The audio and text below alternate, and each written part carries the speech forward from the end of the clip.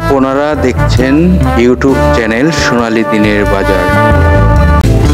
এই সতর্ক বাণীটি অবশ্যই দেখে নেবেন।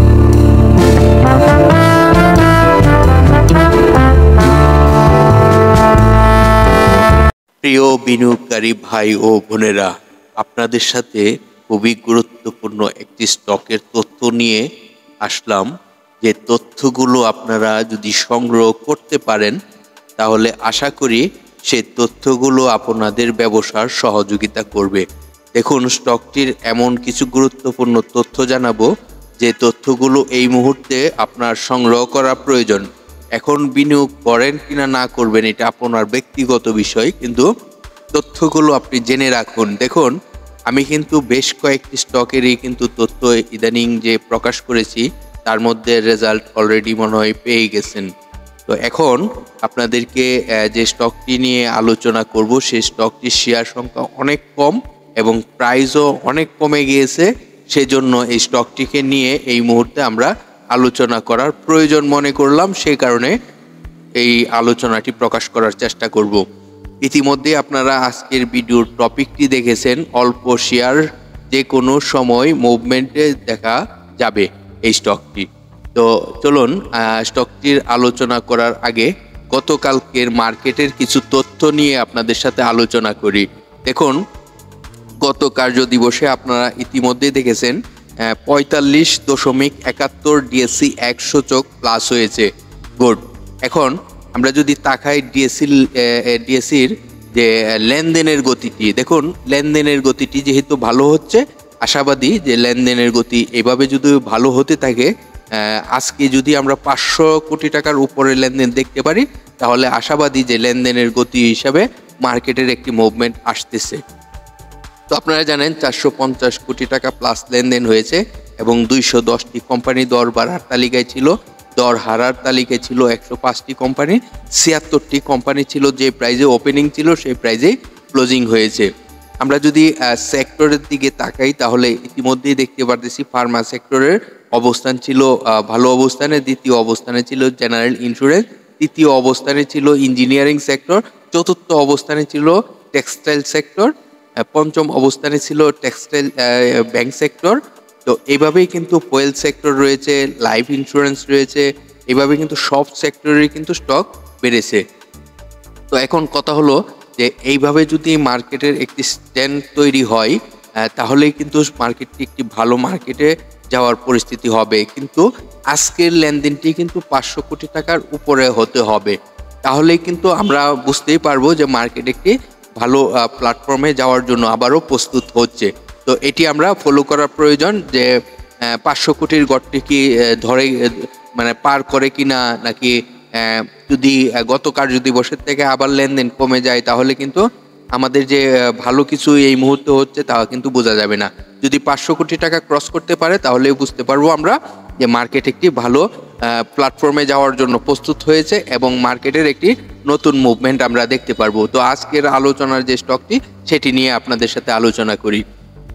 আজকের আলোচনার যে স্টকটি, এই স্টকটির শেয়ার সংখ্যা রয়েছে 1,09,00,000 মতন। পাবলিকের হাতে এই মুহূর্তে শেয়ার সংখ্যা রয়েছে 72 লক্ষর মতন। আপনাদেরকে যদি যে স্টকটি নিয়ে আলোচনা করে দিছি, এই স্টকটির নামটি যদি সর্বপ্রথম প্রকাশ করি আইএসএন স্টকটি আইটি সেক্টরের একটি স্টক। এই স্টকটির ন্যাব যদি বলি, ন্যাব ভালো নয়। ন্যাবটি কেন ভালো নয়? দেখুন 2 টাকা 92 পয়সা ন্যাব রয়েছে। তো এটি এইদিকে যদি আমরা তাকাই তাহলে কিন্তু ন্যাব ভালো নয়। তবে আমরা কোন দিকে তাকানোর এখন প্রয়োজন? দেখুন শেয়ার সংখ্যা কম, স্টকটির প্রাইসও অনেক কমেছে, সেই জন্য আমরা আলোচনাটি করা শুরু করলাম। তো এই স্টকটির যদি ফার্স্ট কোয়ার্টারের অবস্থাটি দেখি, ফার্স্ট কোয়ার্টারেও ভালো অবস্থান নাই, যেখানে মাইনাস রয়েছে 0.05 পয়সা মাইনাসে রয়েছে ফার্স্ট কোয়ার্টারে। তো চলুন এই স্টকটির আরও গুরুত্বপূর্ণ তথ্য আপনাদেরকে জানাবো এই স্টকটির সাপোর্ট কোথায়, জানাবো স্টকটির আরএসআই কোথায়, জানাবো স্টকটির রেজিস্ট্যান্স কোথায়। যদি মার্কেটে ভালো কিছু করতে হয় তাহলে এই রেজিস্ট্যান্সটি ব্রেকআউট করার সম্ভাবনা থাকবে, হয়তোবা স্টকটির রেজিস্ট্যান্সের কাছাকাছি যাওয়ারও সম্ভাবনা থাকতে পারে। তো চলুন স্টকটির ডিএসসি সার্ভার থেকে আপনাদেরকে কিছু তথ্য জানাই।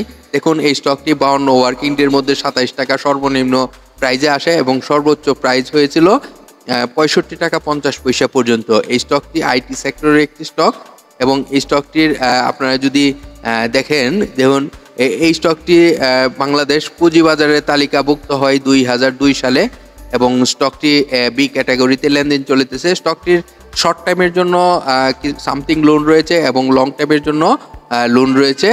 তো এই স্টকটির যদি আরও বিস্তারিত তথ্য আপনারা সংগ্রহ করতে চান তাহলে তাদের একটি ওয়েব অ্যাড্রেস রয়েছে, যেখানে ক্লিক করে আপনারা আরও অনেক তথ্য সংগ্রহ করা সম্ভব হবে এই স্টকটির। তো এখন আপনাদেরকে এই স্টকটির জানাবো কোথায় সাপোর্ট, কোথায় রেজিস্ট্যান্স, সেই বিষয়গুলো আপনাদেরকে দেখাবো।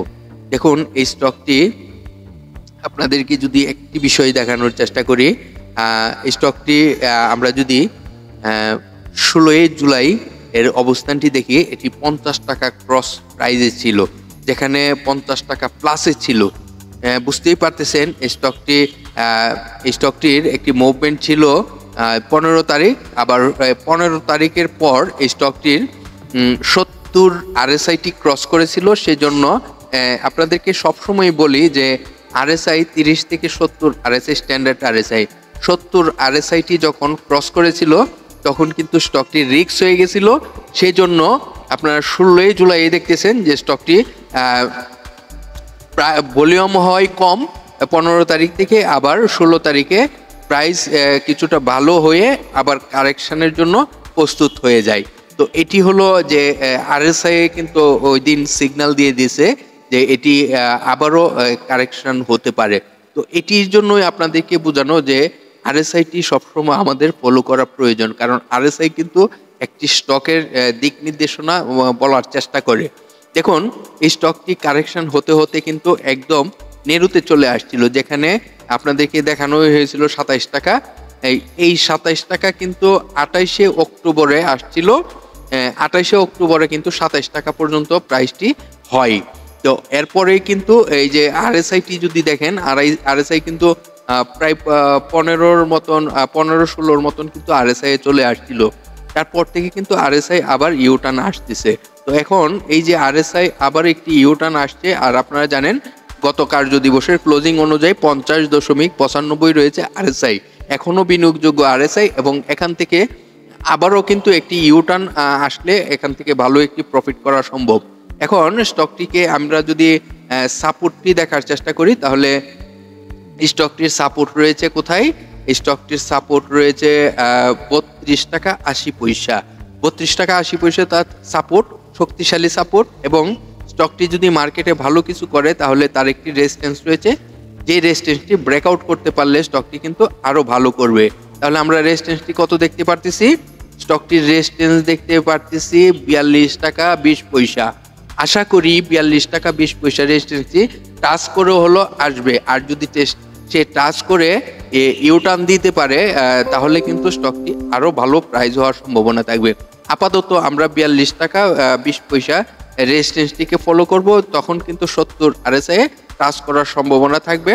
তো এই জন্যই বললাম এখান থেকে 70 আরএসআই এর কাছাকাছি হয়তোবা 42 টাকা 30 পয়সা 20 পয়সাতে যদি যাই, তখন এখান থেকে এক্সিট নেওয়াটি বুদ্ধিমানের কাজ হবে। এখান থেকে যাই প্রফিট পেলেন, এখান থেকে আবার যখন কারেকশন হবে আবার এখানে এন্ট্রি দেওয়া, কততে এন্ট্রি দিতে পারবেন তখন আমরা আপনাদেরকে জানিয়ে দিব। তো আশা করি আপনারা এই আজকের আলোচনার আইএসএন আইটি সেক্টরের যে স্টকটি, এই স্টকটির তথ্যগুলো আপনারা বুঝতে পারলেন। তো ভিডিওটি ভালো লাগলে অবশ্যই বিভিন্ন সোশ্যাল মিডিয়া প্ল্যাটফর্মে শেয়ার করে অন্যদেরকে শুনবার সুযোগ করে দিবেন। আর আপনারা প্রতি ভিডিওতে আমাদেরকে লাইক দেন, কিন্তু এই ভিডিওতে অবশ্যই লাইক দিয়ে সাথে থাকবেন। পরবর্তী ভিডিওটি পেতে আপনাকে অনেক সহযোগিতা করবে। ভালো থাকেন, সুস্থ থাকেন, আল্লাহ হাফেজ।